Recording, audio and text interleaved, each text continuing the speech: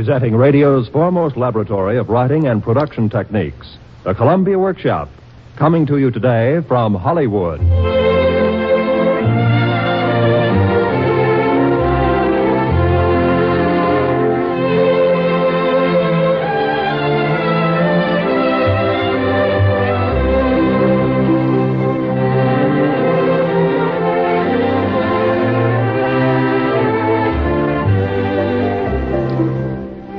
15 years ago, a couple of young fellows worked together in the Columbia Network studios in New York City.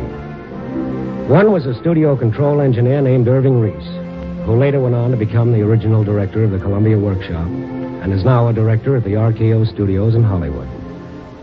The other youngster was a clarinetist in the staff orchestra. He, too, went on from there. His name is Artie Shaw. Today, on the 10th anniversary of the Columbia Workshop, Irving Reese returns as guest director of Artie Shaw's radio adaptation of The Pied Piper of Hamlin, based on the poem by Robert Browning, with an original musical score composed and conducted by Mr. Shaw, who also plays the pipe of the Pied Piper. Our narrator, whose voice is the next you will hear, is the celebrated American author and humorist, Mr. Donald Ogden Stewart.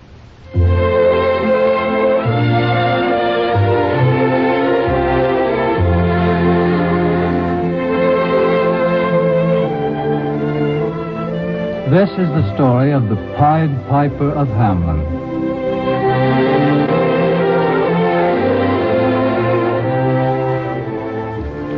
Well, once upon a time in a far-off land on the bank of a broad blue river, there stood a little town, and the name of this town was Hamlin.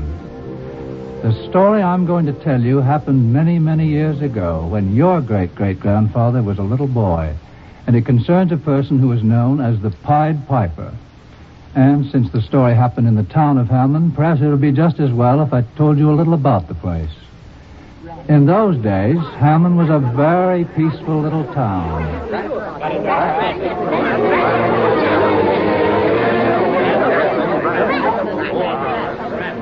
Or at least I thought it was peaceful.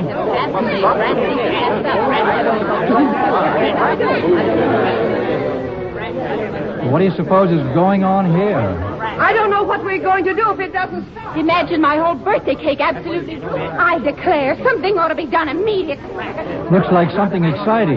Wonder who that tall, impressive skinny gent is. He seems to be the head man around here. Maybe I can find out something from him. All right, now. That's enough. Let's all go up to the town hall right now and see that our mayor gives us some action. Yes. Good-for-nothing house full of ours. Come on, let's go. Pardon me, sir, but what seems to be the trouble?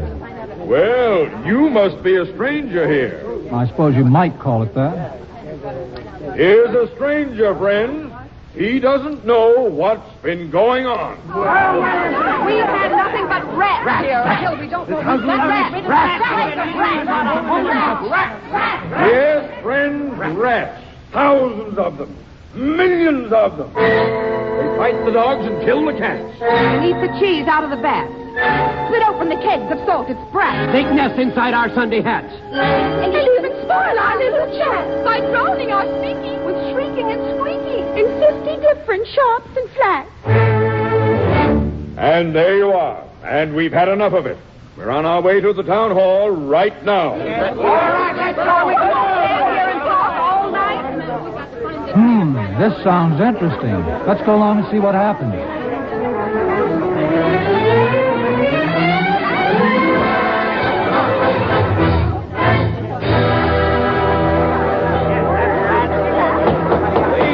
Please. A little quiet. After all, I'm still your mayor, don't forget. Yes, and don't forget us. We're still your city council, too. Don't worry. We won't forget. Quiet, please. A fine mayor and council indeed. To think we buy gowns lined with ermine for imbeciles who can't determine a way to rid us of our vermin. Mama, what's vermin? Rats. Hush, stop squirming. Well, I was only trying to understand.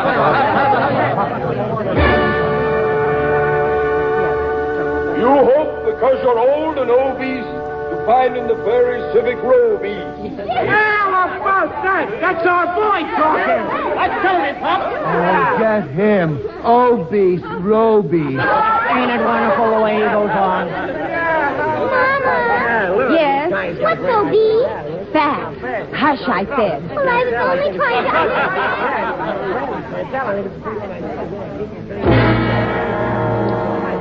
Rouse up, sirs. Give your brains a racking to find the remedy we're lacking. Or sure as fate, we'll send you packing. Well, I promised to do my very best. Yes, and we won. Huh? I mean, promise too. This I gotta see.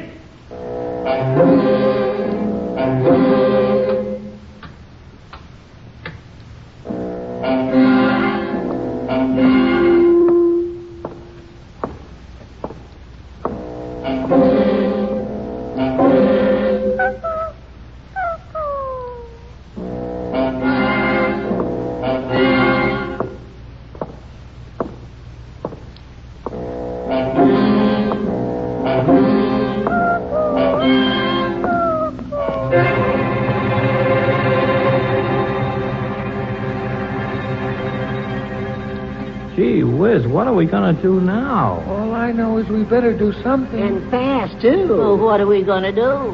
What are we gonna do? What are we going to do? Oh, for a twat. Attack!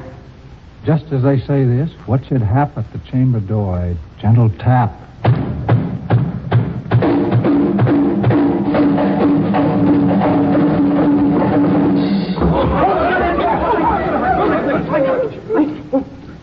Hey, Counsel, where are you? Here we are. Under the desk. Behind the curtain. In the closet. Under the rug. Behind the door. In the clock. Where are you? Right here, under the table. Yes. What do you suppose is that? Only a scraping of shoes on the mat. Anything like the sound of a rat makes my heart go pitter-pat.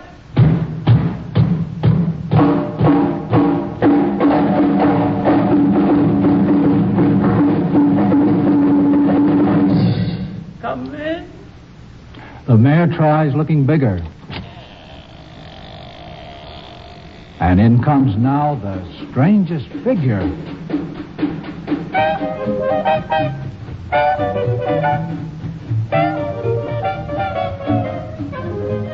His queer long coat from heel to head is half of yellow and half of red. He himself is tall and thin with sharp blue eyes, each like a pin, and light loose hair, yet swarthy skin, no tuft on cheek or beard or chin, but lips where he smiles go out and in, and there's no guessing his kith and kin. Nobody can enough admire the tall man and his quaint attire. Amazing. Astounding. Never saw anything like it in all my born days. Jeepers. Quiet, please, gentlemen. Now, what is your business at this council table?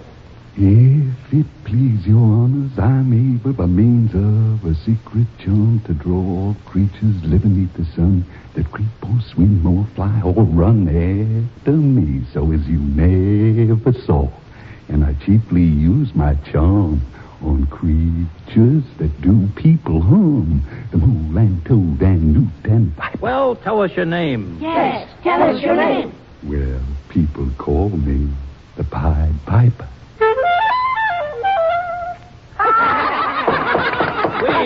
Please, gentlemen. Well, state your business, Mr. Piper. Suppose I was to get rid of your rats for you. Would you give me $1,000?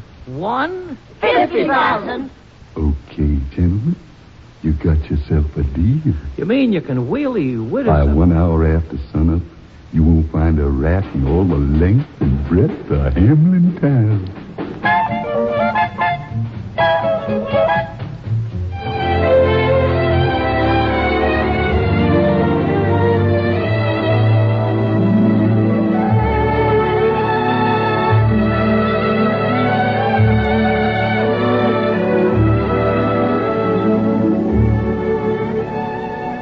Well, we've certainly been through a pretty exciting evening.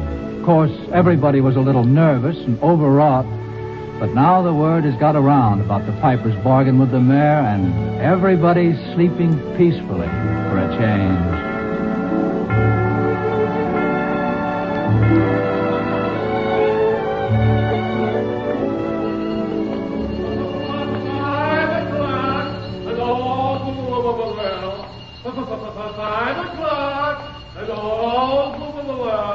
Yes, 5 o'clock and all's well with Hamlin Town. Tomorrow morning, no more rats to worry about. The butcher, the baker, the candlestick maker, they'll get up in the morning and eat their breakfast and go to work in peace again. And the rats will all seem like a bad dream.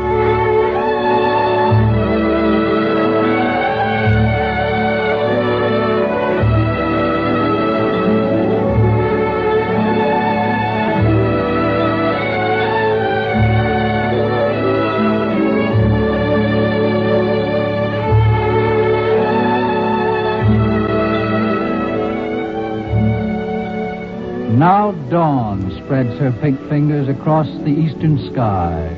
Sleep, which knits up the raveled sleeve of care and blesses man with sweet forgetfulness.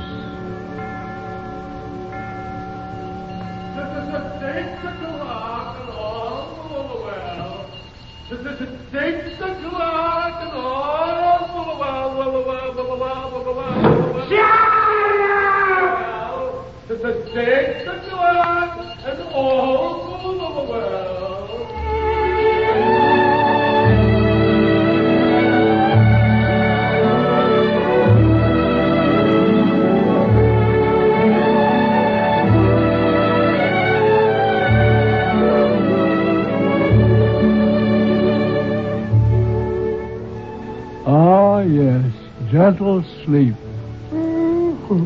Nature's soft nurse. Hey, wait. I almost forgot. It's morning. And here comes the Pied Piper. Jiminy, I've got to get to work. Ladies and gentlemen, this is Donald Ogden Stewart speaking to you from a vantage point overlooking the main street of Hamlin Town of Hamlin Town. We are about to witness what promises to be one of the most spectacular contests of all times. One lone man who will pit himself single-handed against the grim menace which has threatened to strip every larder and cupboard in the town of Hamlin. Yes, folks, one lone man against swarming thousands of voracious vermin. Armed with a thin black pipe, this intrepid minstrel is about to fling his challenge into the teeth of the ravenous hordes of Hamilton's ratdom. The arena in which this titanic struggle is to be staged is the main street of the town. As yet, none of the principal contestants has put in an appearance. However, listen closely, folks, and you will hear the sound of the approaching Pied Piper.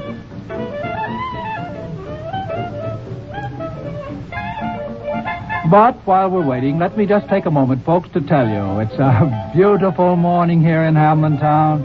A red ball of a sun is just peeping around the side of the snow-capped Koppelberg Hill, right outside of town.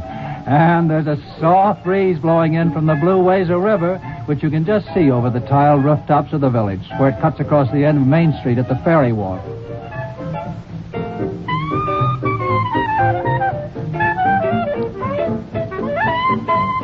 Uh-oh, here comes the Pied Piper around the corner now. It's a shame the townsfolk are not awake to witness this magnificent spectacle. The Pied Piper, ladies and gentlemen, is dressed to kill. His coat is a startling pattern of tremendous red and yellow checks. He's wearing a glittering something that looks like a gold keychain that dangles all the way down to the tops of his bright yellow shoes and jingles against the cuffs of his peg trousers. And perched at a johnny angle, folks, on his head is a sort of a pork pie hat with a long green feather waving in the breeze. Now, he steps to the center of the street, darts a quick glance around. Now he's raising his pipe to his lips. An odd little smile comes over his face. He takes a deep breath. He's about to blow. Listen.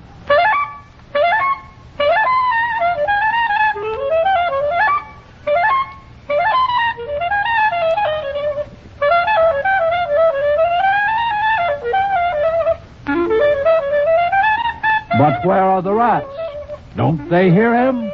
Will the Pied Piper fail? Will the rats come out? Will the mayor keep his promise? tune in at the same time. I beg your pardon. Back to the piper. He doesn't seem to be getting any results.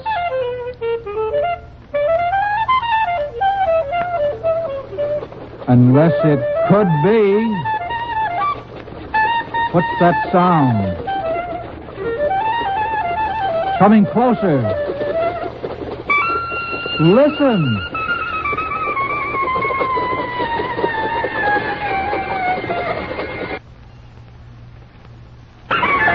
The Pied Piper's face is purple, ladies and gentlemen. And now all Hamlin town's awake. Heads are popping out of windows and... Look!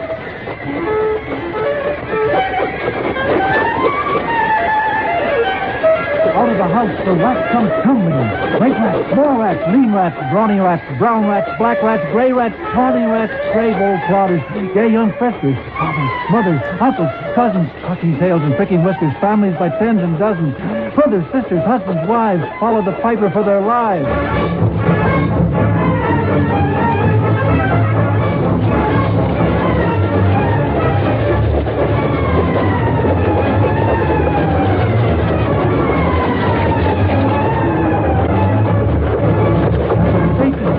Advancing, and step by step they follow, dancing. And now the pipe paper has reached the very edge of the wharf.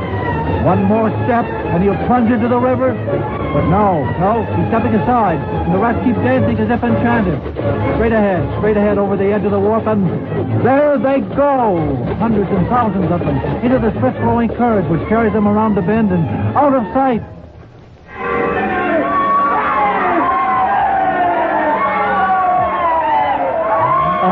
Listen to the Hamlin people ringing the bells till they rock the steeple.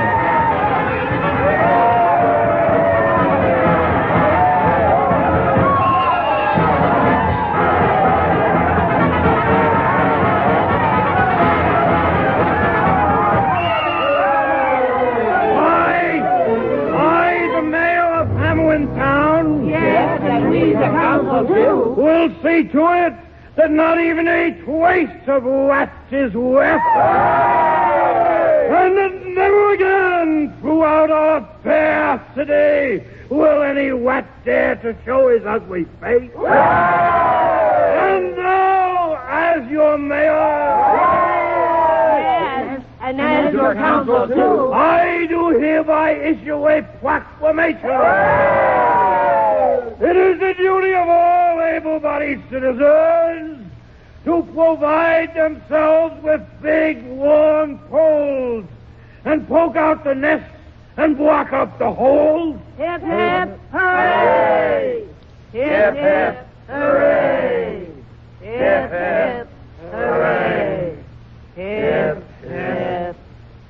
Well, what are you waiting for? Yes, what are you waiting for? Scram, you guys!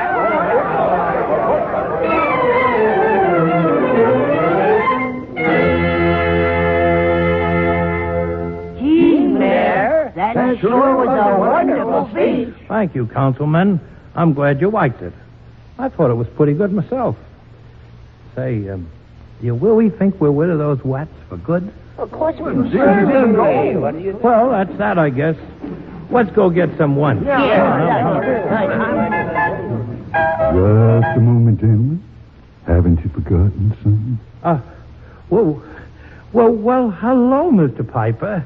Fancy meeting you here. Well, it sure is a great day for Hamlin. Such a relief to be finally rid of those, isn't it lovely weather we're having?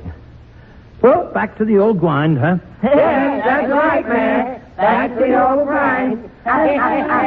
Well, good day, Mr. Piper. But, gentlemen, Yes? our little agreement. Why, of course, our agreement. Isn't that silly? I almost forgot. Yes. Isn't that silly? We almost forgot. Well, that's all right. But it's time for me to be running along now, and if it's all the same to you gentlemen, I'd like my money now. Just how much money was that again, Mr. Piper? I forget. Yeah, we forget. Well, gentlemen, didn't we all agree it was to be $1,000? $1,000? I don't remember any such figure as that. Do you, Councilman? No, we don't remember any such figure as that. Do you, Mayor? No, I don't remember. Do you, Councilman? No, we don't remember. Do you, Mayor? No, I don't remember. Oh, come now, gentlemen. A bargain's a bargain. Besides, our business was done at the river's brink. We saw with our eyes the vermin sink, and what's dead can't come to life, I think. So, friend, we're not the folks to shrink from the duty of giving you something for drink and a matter of money to put in your poke. But as for the 1,000, what we spoke of that, as you very well know, was a joke. Besides, our losses have made us 50. $1,000? Come, take 50. Box! I see, gentlemen. That's the way you're going to play it. Well, folks who put me in a passion may find me piped to another fashion. Is that a threat? Yes. Is that a threat? Yes, gentlemen. That's a threat. You threaten us, fella. Do your worst. Yes. Blow your pipe then till you burst.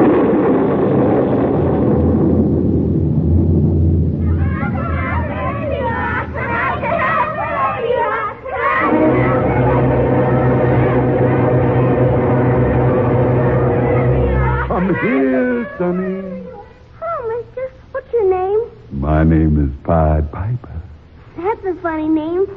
My name's Hansel, and mine's Gretel. Now, there's a fine couple of pouty names. And you're a fine couple of children, too. Mr. Piper, what's that you're holding in your hand? Well, that's my pipe. And that's why they call me the Piper.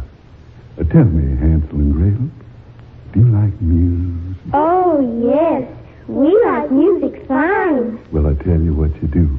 You run and get all your friends together and meet me down on the main street in half an hour, and we'll have ourselves a little concert.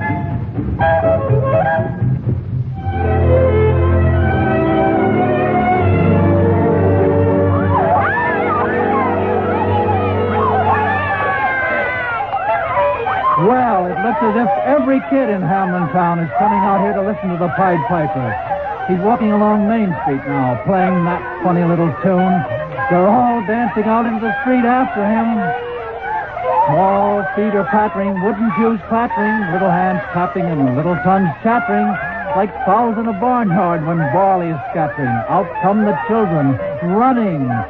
All the little boys and girls with rosy cheeks and flaxen curls and sparkling eyes and teeth like pearls, tripping and skipping, run merrily after the wonderful music with shouting and laughter. See, there's something about all this, though, I don't like too much. The Piper is heading straight for the river. A lot of the kids' parents are out here watching. I think they're getting a little worried, too. Of course, I don't think he'd try. I still don't like it. Let's take a run over there and see. Oscar, they're going too far away. Call Hans back. Come back. Come back, you hear me? Oh, listen. Stop him, Oscar. They're going straight to the river. Huh? Come back here, huh? Come back, Willie. Susie, come here. Don't you hear me? Tina, please come back. Oh, somebody please do something. Where's the mayor? Yes, call the mayor. They'll shut them. He started this whole thing. Well, where is he now? Look, they're almost at the wall. What's going on here? Stop there. Can't you see? They're going straight into the river. Hurry! Yes, stop there! Mr. Piper, come back here, do you hear? Come back! Please, come back! The Pied Piper keeps going straight ahead, and the children are right behind him. This looks very bad. If something doesn't happen very soon, it's going to be... Wait a minute, wait! They've turned off! And the whole town is after them. They're headed straight for Coppleburg Hill. Maybe the townsfolk will be able to stop them there. Surely the Pied Piper won't try to climb over the mountain. He can never cross that mighty top. He'll be forced to let the piping drop. And you shall see your children stop. But look, as they reach the mountainside,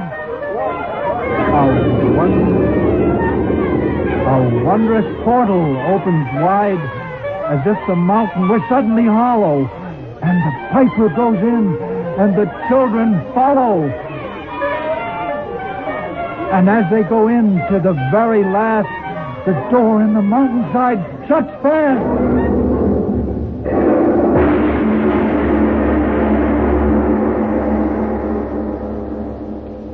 Alas, alas for Hamlin.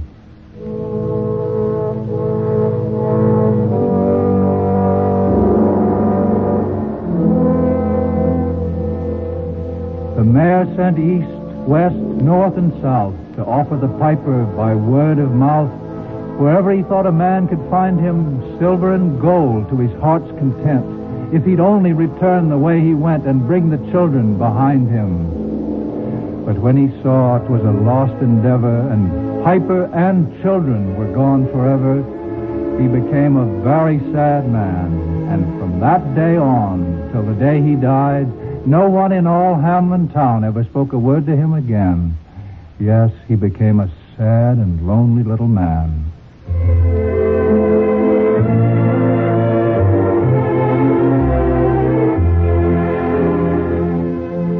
And each day of his life, he would wander forlornly around the base of Koppelberg Hill, searching in vain for the door in the mountainside.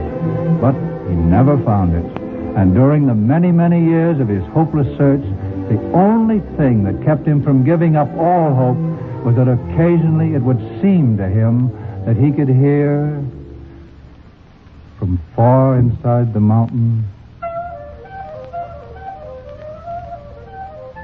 "Please, Mr. Piper, please bring back our children." But it must have been only his imagination, because from that day to this, no one in the whole wide world has ever again seen or heard the Pied Piper of Hamelin.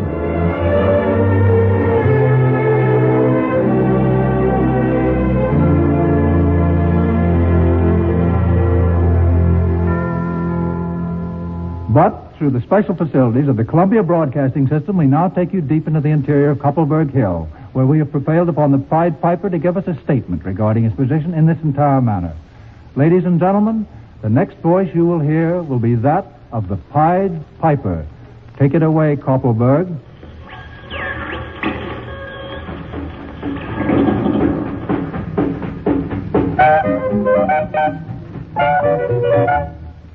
This is Koppelberg, Pied Piper speaking.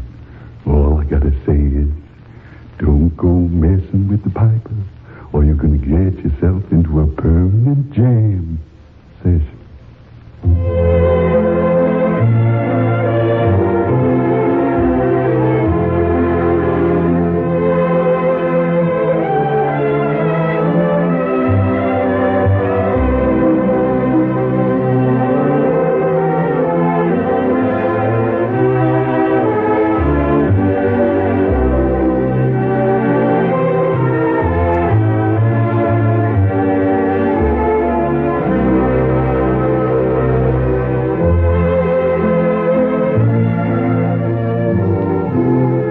Hollywood, the Columbia Workshop has presented its 10th anniversary program, The Pied Piper of Hamlin, with Donald Ogden Stewart as narrator.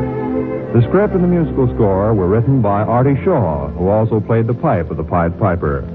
The program was directed by Irving Reese, who was the original director of the Columbia Workshop 10 years ago, and is now directing Dory Sherry's production of The Bachelor and the Bobby Soxer for RKO. The Pied Piper was produced for the Columbia Workshop by William N. Robeson.